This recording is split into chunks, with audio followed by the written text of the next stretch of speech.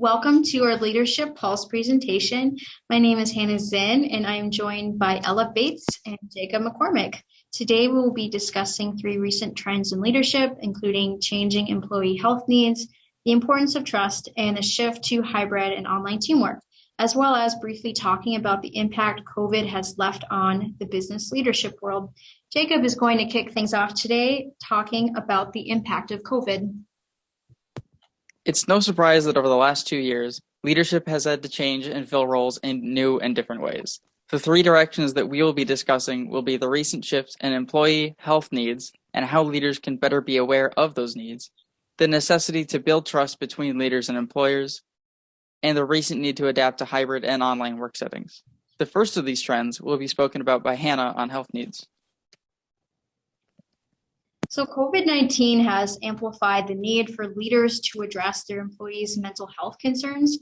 The workforce is experiencing tremendous amounts of stress from things like job loss, financial concerns, food insecurity, loneliness, and that's brought about a need for employers to address these mental health concerns. And some of those common examples that we're seeing are things like greater access to paid mental health days, different training events, awareness seminars, just increasing overall awareness. And this has certainly been amplified with the mandatory lockdowns that we were experiencing during the COVID-19 pandemic, and certainly the prolonged effects of isolation.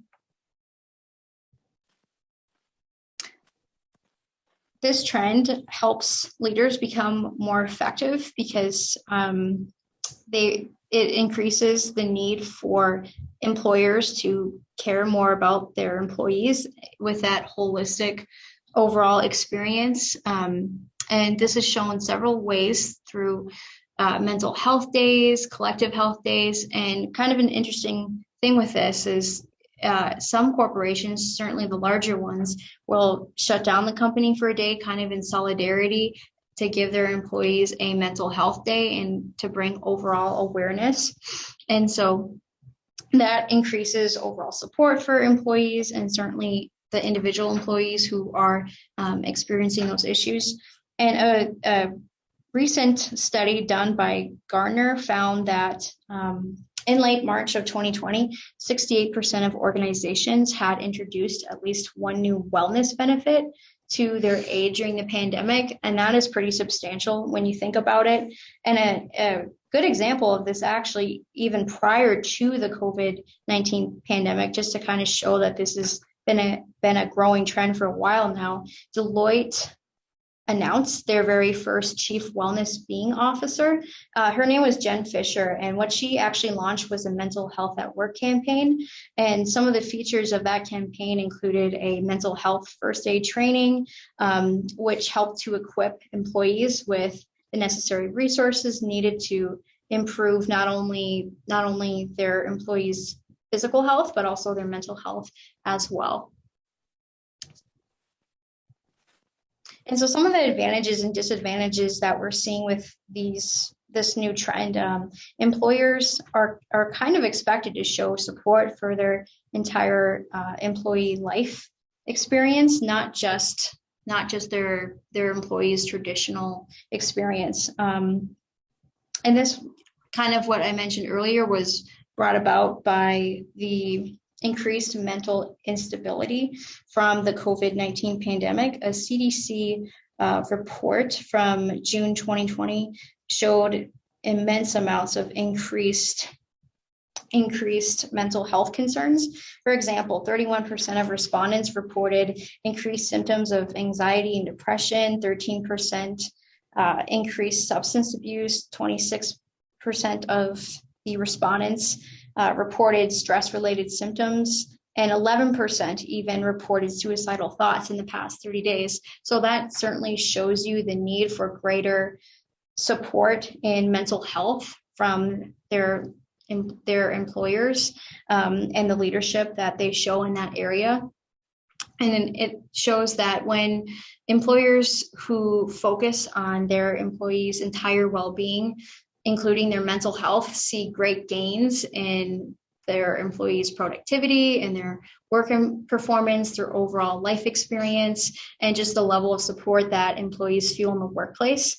A really awesome study done by Gartner in their 2020 Reimagine HR Employee Survey found that employers that support employees with their life experience see a more than 20% increase in the number of employees that are reporting better mental and physical health. In addition, they found that supportive employers also realize a 21% increase in the number of high performers. So from an employer standpoint, this is a huge advantage to have an increase in productive employees, an increase in high performers in their company, and then to have employees that feel supported and protected by their employer. So some of the disadvantages, we see that the Chamber of Commerce reported that now that 1 in 5 American adults are experiencing mental health challenges, that this is a large population. And this really demonstrates that the workplace is going to be a huge area to address mental health concerns.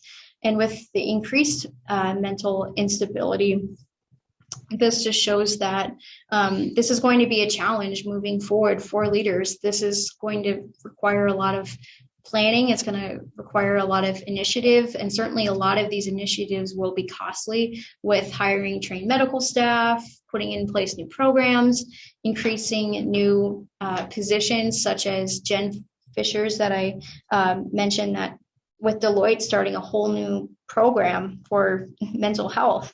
So certainly there's going to be a lot of costly disadvantages associated with this trend.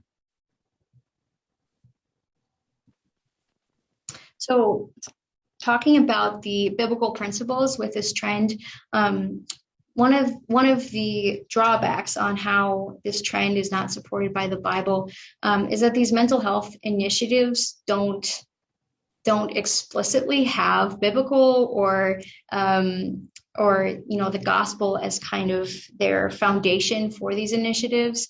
And certainly Christ is the only person that is able to offer any form of lasting comfort. Some people would argue that these mental health initiatives are offering some sort of false or temporary solutions, simply because the initiatives are not founded directly in the Bible. And kind of a scripture to go off of that just kind of reflects the attitude of Jesus being our sole hope. And so looking at how this trend is supported by biblical principles, we're all called to carry each other's burdens and being able to support one another. There's some really good verses that supports this, including 1 Timothy 5:16, talking about caring for widows. And then we look at other verses like in Lamentations and Psalms. I have a couple examples there that just demonstrate the level of pain that we go through in different seasons of our life, and how things like anxiety and depression really weigh on a person, and how we can kind of share in that burden with one another. So that's certainly supports this trend. And now I'm going to hand it over to Ella, and she's going to be discussing our next trend on the value of trust. Yes. So the next trend we were talking about is the value of trust in an organization.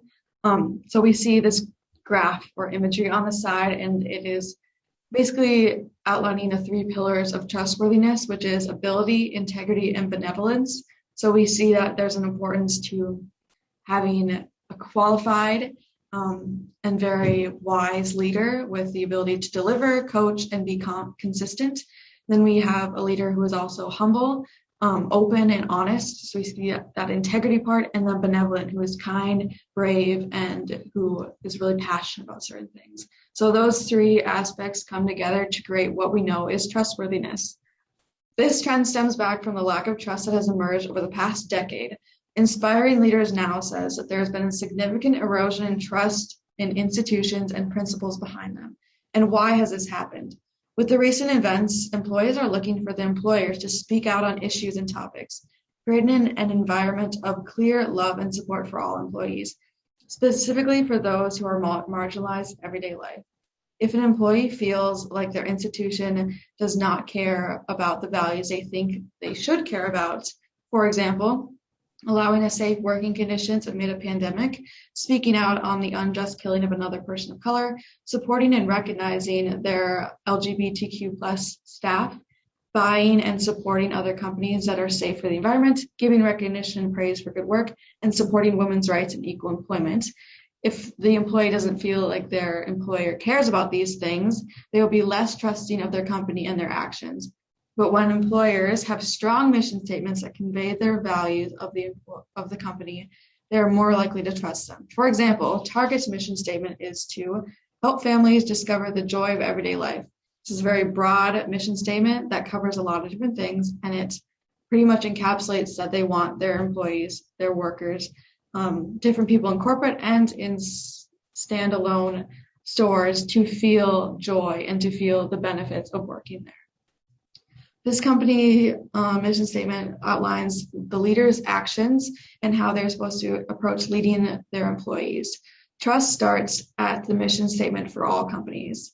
And a quote from the European Business Organization says that CEOs must have a voice on topics that would previously been off limits. They need to talk about the things that are not talked about so they can address different issues in every employee's life. This trend is effective because trustworthiness is the ability, integrity, and benevolence, and merging them together. This makes a well-rounded, holistic leader that is not only capable, but kind and considerate and driven.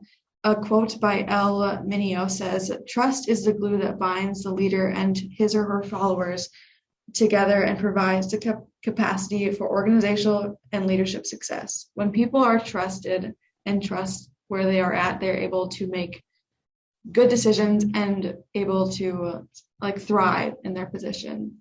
And the trust that a leader places in those they lead, also both the leader and his or her followers excel. So it's a broad, ambitious thing. So the advantages and disadvantages of this are primarily mostly advantages. This trend is fairly ambiguous, which is a disadvantage because it's unclear how to apply to every single specific organization, but it allows the ambiguity to interpret specifically to those that they're serving. So there's a universal application, although it'll be more work and more discernment on the end of the company. This trend also creates a closer community among workers as they become more comfortable and safe in their place of work. When people feel safe, they're able to grow in their personal leadership, and then the company will be filled with strong and capable employees. This trend also is about empowerment, and their employees are able to be fueled in an environment that is based on safety and growth. And if an employee is able to trust their employer, they will be able to communicate and work better as a whole. And like I said, the disadvantage would be it is very ambiguous, and there's not a clear outline of how to apply this to every single organization or leader in general. So now we have the biblical principles. So this trend is trust. So we know if we read the Bible that trust does come up a lot. So I would believe that this trend is very biblically aligned. In Proverbs 10:19, it says, "Whoever walks in integrity walks securely, but he who makes his way crooked will be found out." So if you embody trust in your everyday life and with relationships around you, you will be a strong and capable person. And then it goes to Psalm 37:3, "Trust in the Lord and do good. Dwell in the land and enjoy safe pastures." So trusting not only in God, but allowing other people to be able to trust you is a great way to provide safety and security in your employees. And then 1 Corinthians 13:6-7 says, "Love does not delight in evil, but rejoices in truth. It always protects, always trusts, always hopes, always perseveres." So trust is an aspect of truth and being able to believe and lean in on other people. So if you love your employees and love the people you work with, you'd want to foster a very passionate and safe place where people can feel like they can trust each other. So one way that this could be argued that it does disagree with the Bible is that you can squeeze the thought out of Romans 12, 2 is do not conform to the patterns of this world, but be transformed by the renewings of your minds. And then you'll be able to test and approve of what God's will is, his good, pleasing, and perfect will. There's a way that you can look at it and say, well, if we are all making stands on these social justice issues, racial justice issues, all of those different things, are we not conforming to the patterns of this world? So that is a way that this trend could be skewed, but I would say it probably leans more on the side of it agrees with the Bible. And now we're going to talk about Jacob's topic. So a big trend in leadership that's been happening recently, especially over the last couple of years, has been the concept of working from home and working online. This has gotten some feedback, both positive and negatively, but we'll be looking primarily at what it's like leading in a hybrid work environment, how to grow new leaders from home, and how to effectively mentor team members online. A lot of the advantages in this scenario are that employees are able to be more flexible. They have more availability, even when they're on vacation or whatnot. If they are needed last minute to come in or to work on some project, they can do that even while they're in Hawaii. It's much easier to get in contact with your team members. Leaders have a much more easy way to communicate with their groups, regardless of where they live. They're also more able to assist team members or do work on short notice should some emergency come up if everything's online. The only disadvantages are that there's less allowance for control from said leaders. They aren't quite as able to have their employees in a controlled environment or to help them along person to person. It introduces more room for distraction for both leaders and employees when they aren't together. And there is a lack of personal interaction between the two. There are some biblical principles pertaining to working remotely. Ephesians tells us that we are to work hard even when nobody's watching, even when we're alone at home, working remotely, working from a distance. We are still to be slaves of Christ, to do the work and the will of God with all our heart, regardless of where we are. Colossians tells us basically the same thing, that we are to work and give thanks to God. And that does not specify whether or not we're in an office. That's wherever we are. That's for leaders and employees alike. Galatians tells us that we should test our own actions, that we can take pride in our own work. We don't need to be in person. We don't need to be with all other employees in order to take our own initiatives. Thank you for coming to our speech.